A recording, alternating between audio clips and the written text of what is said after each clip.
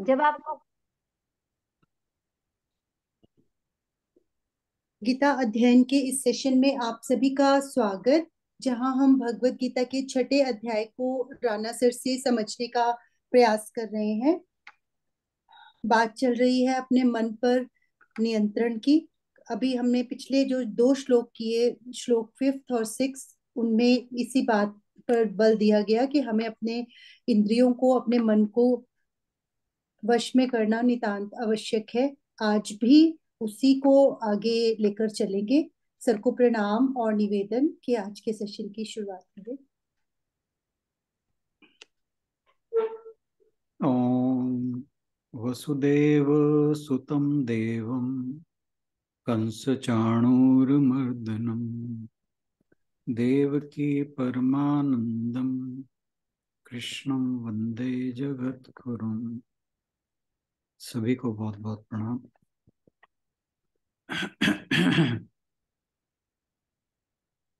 हम गीता जी के छठे अध्याय पर चर्चा कर रहे हैं और आज बारी है श्लोक नंबर 7 की। भगवान जी ने पांचवें और छठे श्लोक में, जैसे आशु बहन ने बताया, वो बताया कि मनुष्य को अपना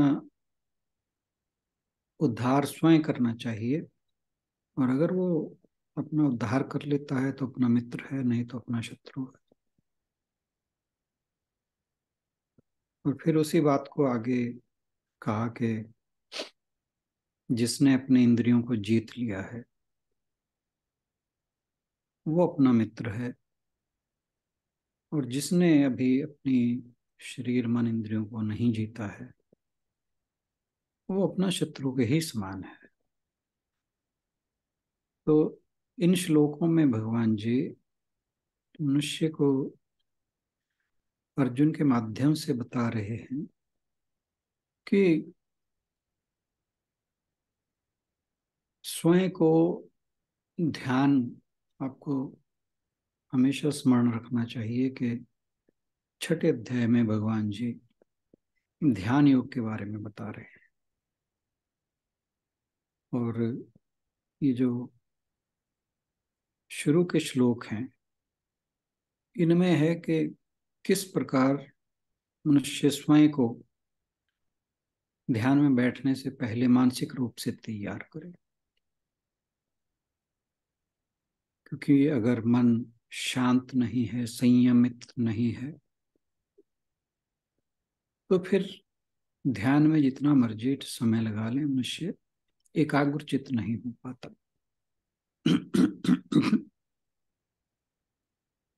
इसलिए भगवान जी अर्जुन को ध्यान की विधि बताने से पहले समझा रहे हैं कि शरीर मन इंद्रियां अगर ये वश में नहीं है तो फिर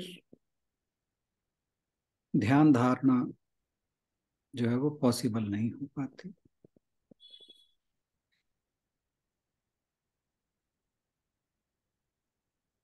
तो जो आज का श्लोक है 7वां, वो भी इसी कड़ी का ही श्लोक है। इससे पहले कि हम इस पर चर्चा करें, नीरू बहन से अनुरोध के श्लोक पढ़ दें, फिर हम इस पर बात करेंगे। ओम श्री परमात्मने नमः। जितात्मनः प्रशान्तस्य परमात्मा समाहितः स्तोषण सुख दुखेषु तथा मानापमानयोः। इसका अर्थ है, जिसने मन को जीत लिया है उसने पहले ही परमात्मा को प्राप्त कर लिया है, क्योंकि उसने शांति प्राप्त कर ली है। ऐसे पुरुष के लिए सुख दुख, सर्दी गर्मी एवं मान अपमान एक से हैं।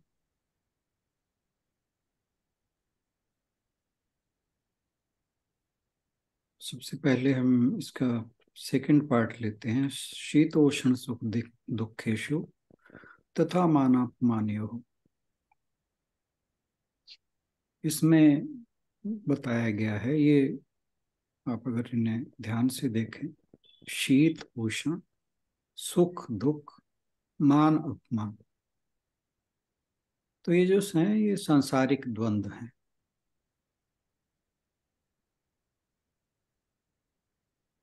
स्थितियां, वस्तुएं और व्यक्ति या लोग, इनके प्रति हमारा क्या दृष्टिकोण है।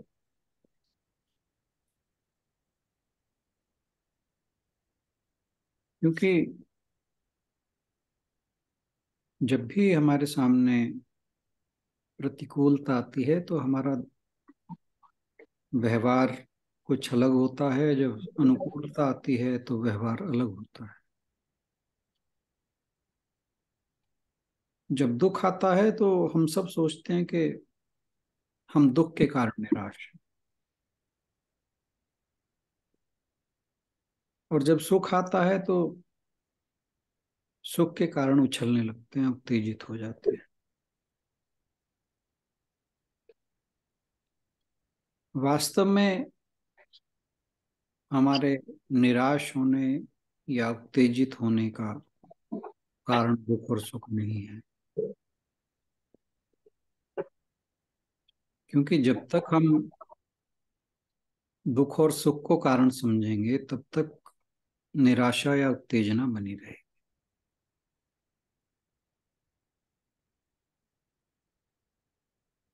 क्योंकि हमने कारण ही गलत समझा है।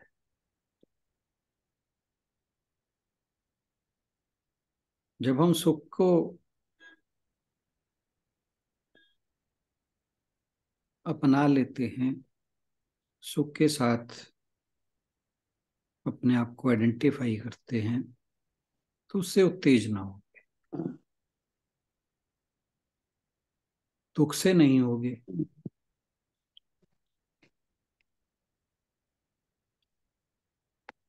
और दुख से उत्तेजना तो नहीं होगी, लेकिन दुख में व्यक्ति निराश हो जाता है और उसके फलस्वरूप फिर उत्तेजित होता है। तो ये जो उत्तेजना है, ये दुख और सुख के साथ बंध जाने के कारण है।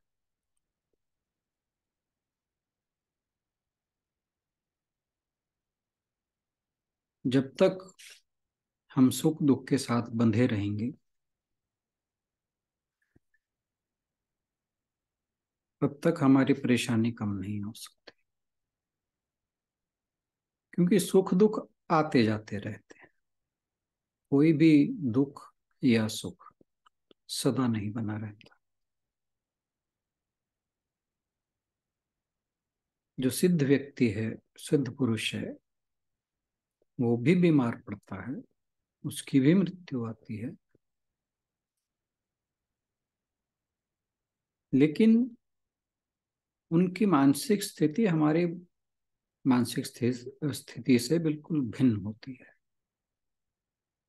क्योंकि मृत्यु तो एक दिन सबकी आई, लेकिन जो सिद्ध पुरुष है उसने अपने आप को इतना ट्रांसफॉर्म कर लिया है कि उनके मृत्यु के आने का ढंग ही बदल दिया।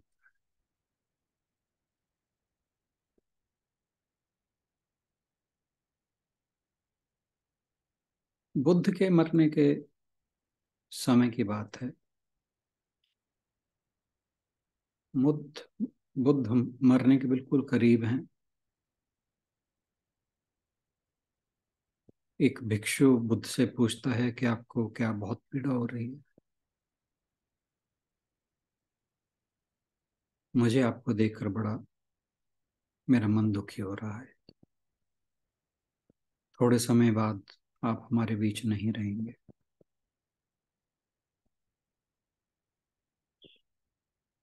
तो जो बुद्ध का इस बात को सुनने के बाद उत्तर था, वो कहते हैं कि जो नहीं था वो नहीं हो जाएगा, और जो था वो रहेगा। तो ये एक सामान्य व्यक्ति और सिद्ध पुरुष में अंतर होता है।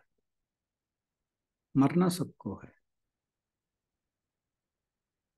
इसलिए भगवान जी कहते हैं जितात्मनः प्रशांतस्य, जिसने अपनी इंद्रियों और मन को जीत लिया है उसका मन सदा सनातन तत्व में स्थित रहता है।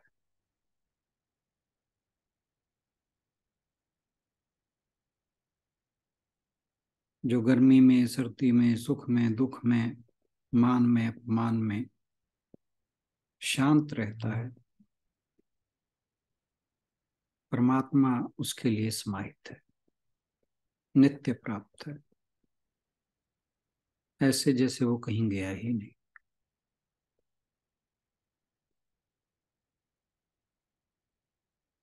तो जो ये द्वंद्व हैं, इनके आने पर उसका मन शांत रहता है। एक बार एक महात्मा अपने शिष्यों के साथ कहीं जा रहे थे, बड़ी जोर से धूल भरी आंधी आई और चलना मुश्किल हो गया। महात्मा ने अपने शिष्यों को कहा कि तुम सब बैठ जाओ। फिर बोले कि अपनी अपनी चादर अपने अपने मुंह पर लपेट लो, मुंह को ढक लो और भगवान का भजन करो। कुछ देर सब भजन करते रहे। थोड़ी देर बाद जो आंधी थी या तूफान था वो चला गया। महात्मा जी बोले चलो बस अब चलते हैं। कहने का भाव ये है कि जीवन में जब आंधी तूफान आए तो उससे लड़ने की आवश्यकता नहीं है, चुपचाप बैठ जाए।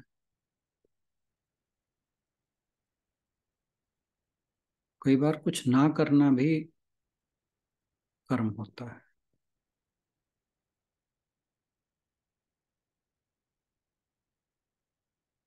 इसलिए भगवान जी कहते हैं कि जो शरीर, इंद्रिय, मन, बुद्धि पर विजय प्राप्त कर लेता है उसी के लिए कहा जा सकता है कि उसने स्वयं पर विजय प्राप्त कर लिया। और इसके उलट जिसका शरीर, इंद्रियां, मन, बुद्धि उसे अपने ढंग से नचाती हैं तो वो दूसरों को क्या जीतेगा जब स्वयं को ही नहीं जीत पाया।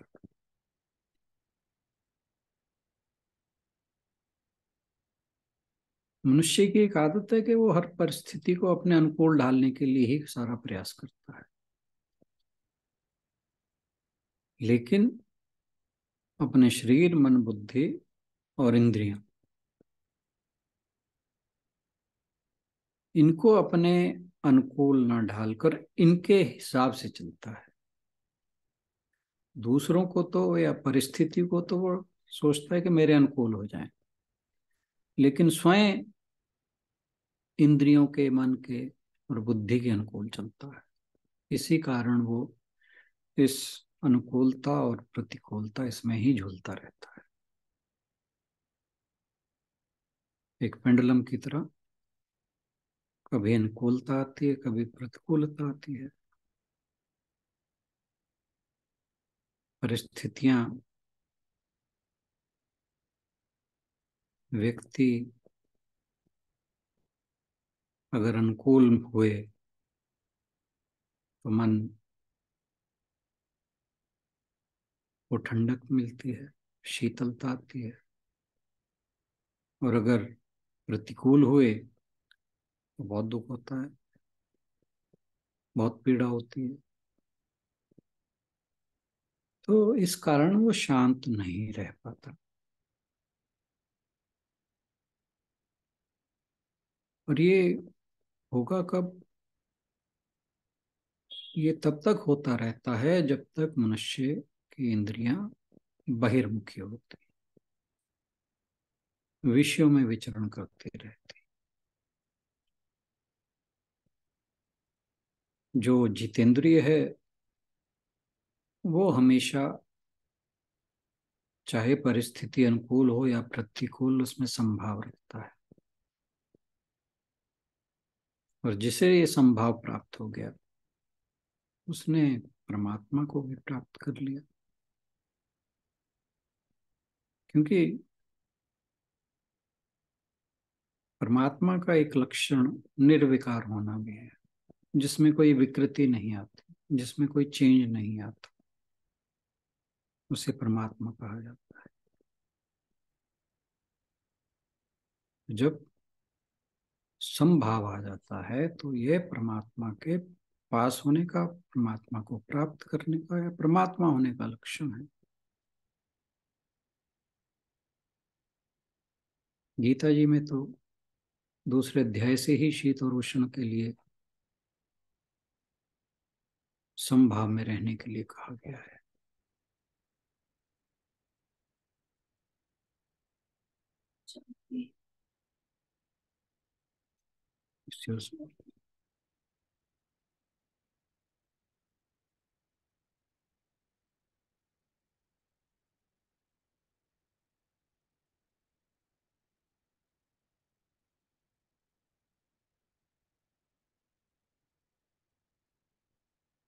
अब एक चीज ध्यान देने की और है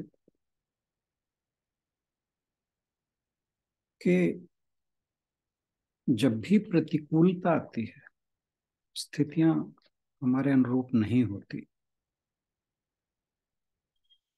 तब हम प्रयास करते हैं कि हम निर्विकार रहें। जो भी जिज्ञासु लोग हैं, साधक लोग हैं, वो ऐसा प्रयास करते हैं कि हम समभाव में रहें जब प्रतिकूलता है।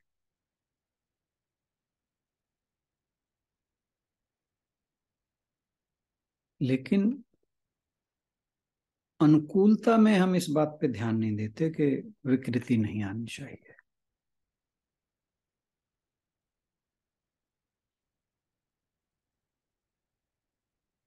अनुकूलता में विकृत होना राग है और प्रतिकूलता में विकृत होना द्वेष है।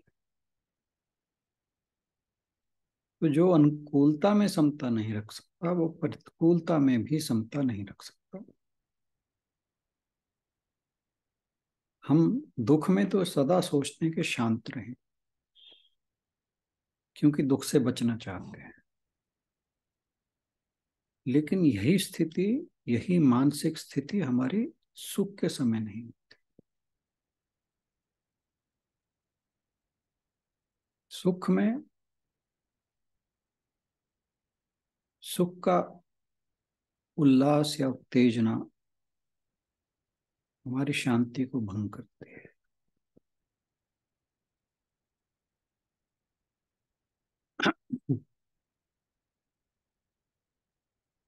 तो जब सुख में शांति को हम नहीं ठीक से रख पाते तो दुख में भी समता रखना मुश्किल हो जाता है।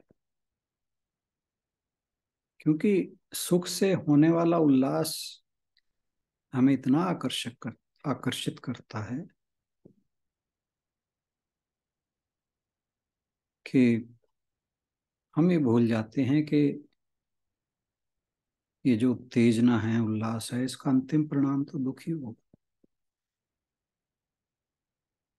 क्योंकि इस उत्तेजना या उल्लास का राग ही फिर बाद में दुख का कारण बनता है।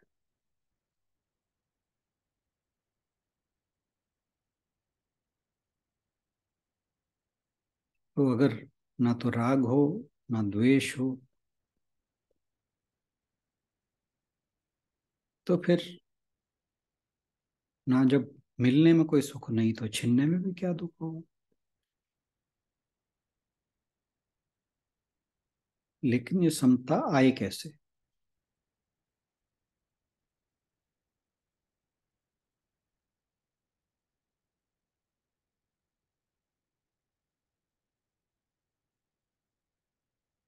समता के लिए जो शरीर को सुख दुख होता है, तो हमें विवेक से ये देखना पड़ेगा कि जो सुख और दुख है, हम शरीर के सुख और दुख को केवल जानते हैं।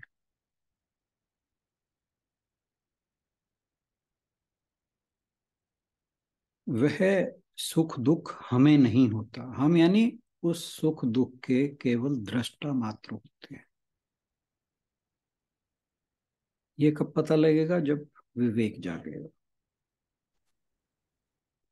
जब विवेक जागृत हो जाता है तब हमें समझ में आती है कि हम केवल सुख दुख के दृष्टा हैं। We are just an observer, witness.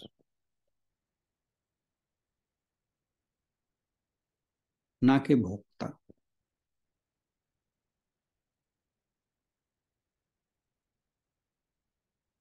जहां ये हमें समझ आ गई बात,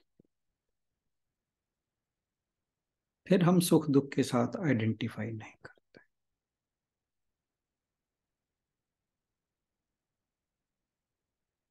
फिर हमारे अंदर स्वतः ही समत्व का भाव विकसित हो जाएगा।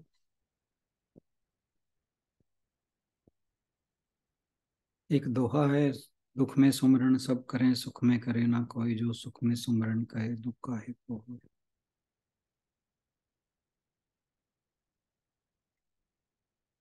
तो यहाँ भी एक चीज समझने की है कि जो सुख में संभाव रख सकता है उसे दुख ही नहीं होगा, क्योंकि दुख है क्या?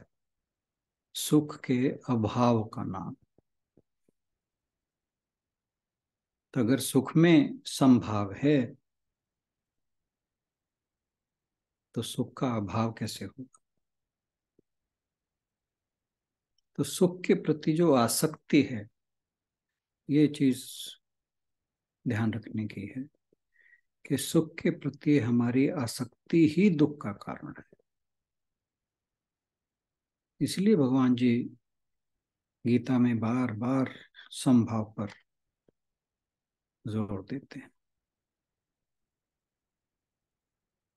इसलिए उन्होंने ये सभी द्वंद्वों में सुख दुखेशु शीतोष्ण मान अपमान, इनमें सम रहने की बात कही है। भगवान जी कहते हैं कि जो योगी है उसके लिए मिट्टी का ढेला, सोना, स्वर्ण, शत्रु मित्र, साधु और पापी, ये सब समान है। ये इतने द्वंद्व का नाम जो लिया गया है वो इसलिए लिया गया है कि मनुष्य किसी न किसी द्वंद्व में फंस जाता है। कोई सुख दुख में सम रहता है तो वो मान अपमान में फंस जाता है। कोई मान अपमान में सम रहता है तो शीतोष्ण में फंस जाता है। तो यहाँ जो भगवान जी समता की बात कह रहे हैं वो उस मानसिक स्थिति से है जहाँ इन सभी द्वंद्वों में अनुकूलता प्रतिकूलता का भाव समान रहे।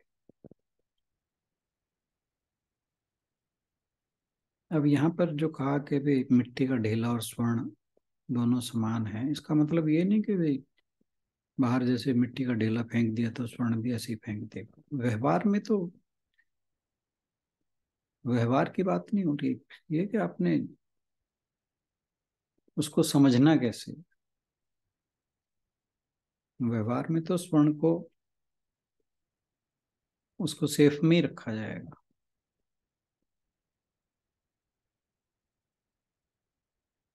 मात्र होगा क्या कि जो योगी है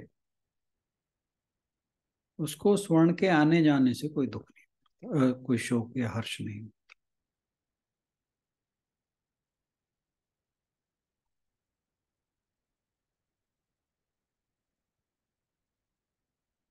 तो एक बार एक सुनार ने अपने बच्चे से कहा कि वहां उस अलमारी में सोना रखा है, जरा लेकर तो आना। बच्चा गया, उसने अलमारी खोली, ढूंढा, लेकिन उसे सोना नहीं मिला। आकर अपने पिता से कहता है कि पिताजी, वहां तो मुझे तो कहीं सोना दिखा नहीं।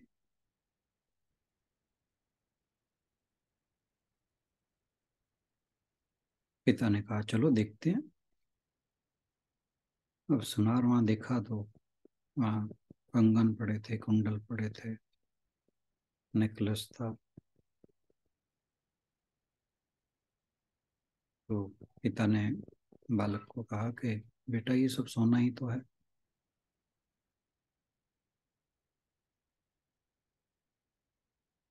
कहने का भाव ये है कि जो किसी भी चीज को तत्व रूप से जानता है, फिर वो नाम रूप के बहकावे में नहीं आता।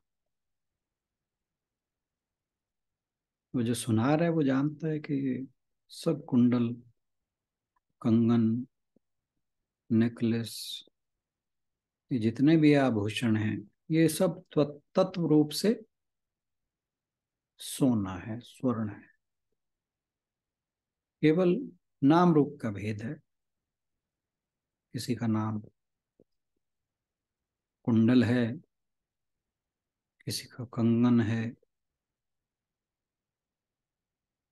रूप अलग अलग हैं, लेकिन पीछे की सच्चाई इन सब के केवल और केवल स्वर्ण है।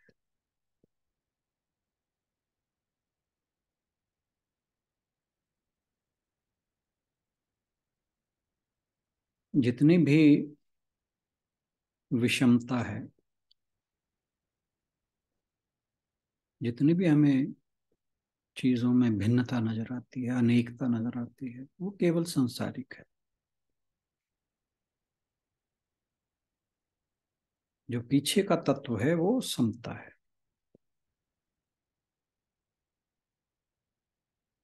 अब एक मान लीजिए सोने का आभूषण बहुत सुंदर बना है,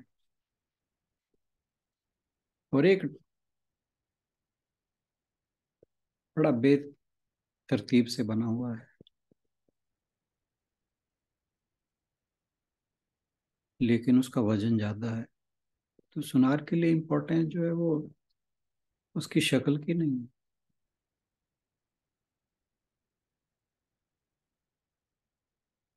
वो तो उन दोनों में ये देखेगा कि स्वर्ण किस में ज्यादा है, या स्वर्ण का मूल्य उसके लिए ज्यादा इम्पोर्टेंट है, ना कि उसकी शक्ल, नाम रूप।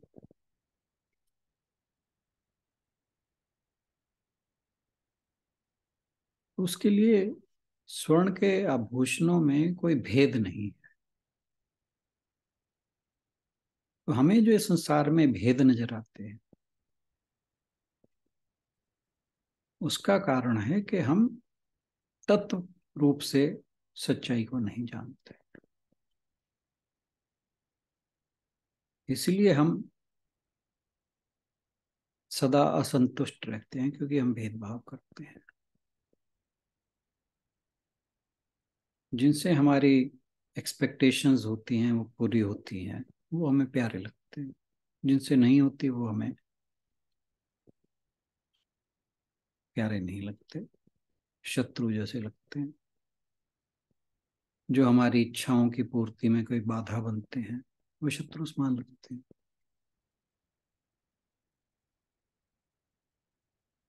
इसलिए योगी के लिए कहा गया है कि वह संतुष्ट होना चाहिए और जितेंद्रिय होना चाहिए।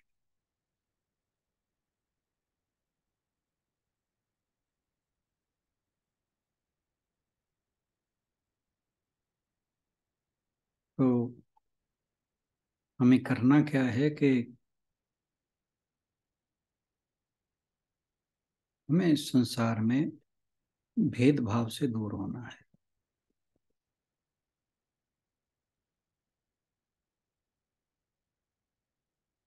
जैसे एक माता अपने बच्चे को जब ठंड आती है वो उसे अपने से पहले बचाती है, ऐसे ही हमें भी दूसरों को अपने से आगे रखना होगा। इससे हमारे अंदर निस्वार्थ होने का गुण विकसित होगा। निस्वार्थ हम होते चले जाएंगे तो हमारे जो संस्कार हैं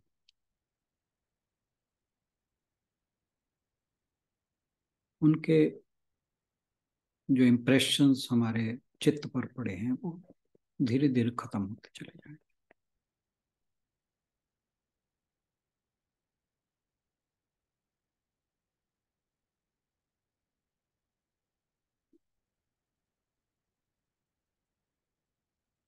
एक चीज और है ध्यान में रखने वाली, कि जब हम समता की बात करते हैं तो दुख में तो सम होना ही होना है, सुख में भी सम होना जरूरी है। क्योंकि अक्सर हम दुख में सम होने का प्रयास करते हैं लेकिन सुख को छोड़ना नहीं चाहते,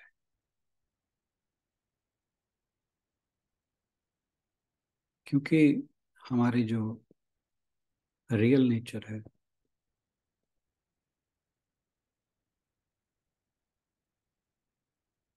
वो सच्चित आनंदमय है। उस आनंद को हम कभी छोड़ना नहीं चाहते, उसे पकड़े रहना चाहते हैं।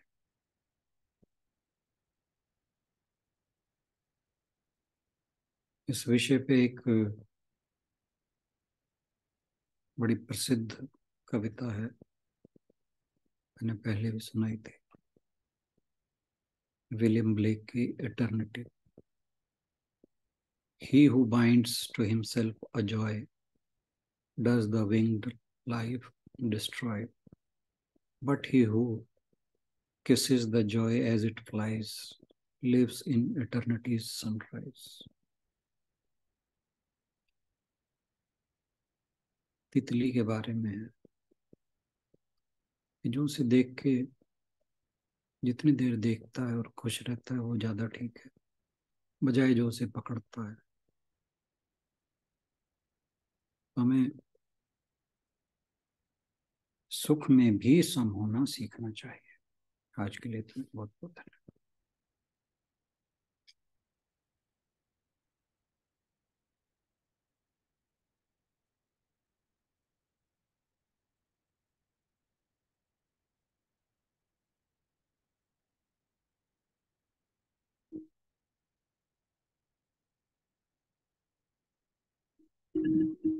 किसी को आज के श्लोक के विषय में कुछ कहना हो, कुछ पूछना हो, कुछ संशय हो, जरूर पूछें।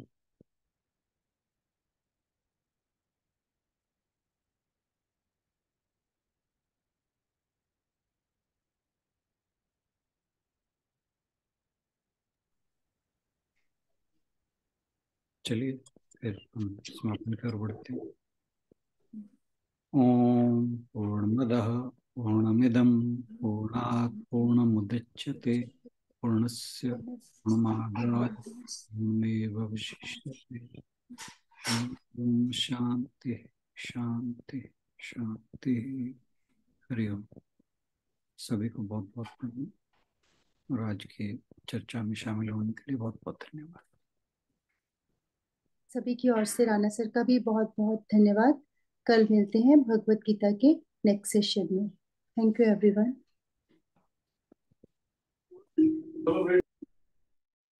हरिओम जी। हरिओम जी। हरिओम राणा जी एंड बहुत बहुत thank you. Thank you too. Hariom ji, Hariom sir, thank you. वाकई